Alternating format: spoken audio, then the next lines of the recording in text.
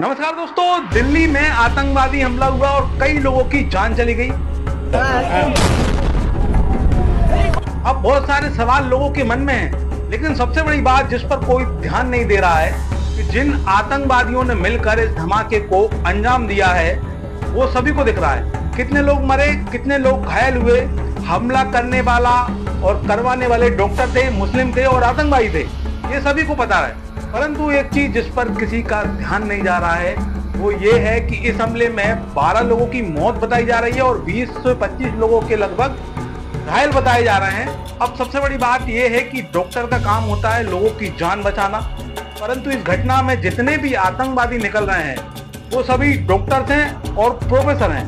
अब बात यह है कि इस आतंकवादी हमले में इन्होंने जितने लोगों को मारा है उससे कई ज्यादा तो इन्होंने इलाज के दौरान मार दिए होंगे, क्योंकि इतना बड़ा विस्फोट करने का उद्देश्य इनका यही था, लोगों की जान लेना।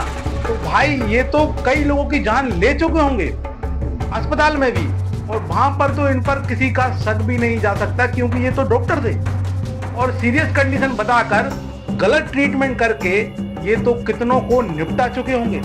और जो प्रोफेसर थे उसके नीचे कितने स्टूडेंट ने शिक्षा ली होगी, उनकी भी जांच होनी चाहिए। उनको क्या शिक्षा दी गई है?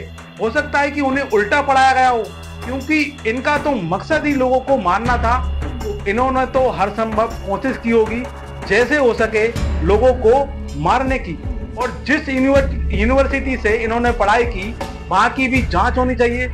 अगर दोषी हैं तो ऐसी यूनिवर्सिटी को चलाकर क्या करोगे जो देश में आतंकवाद पैदा कर रही है। और आतंकवादियों को पकड़कर जेल में डालने से कुछ नहीं होता। जांच करो, पूछताछ करो, सब क्लियर करके रोक दो। और सरकार को और सेना को अब ये दरियादिली भी खत्म कर देनी चाहिए।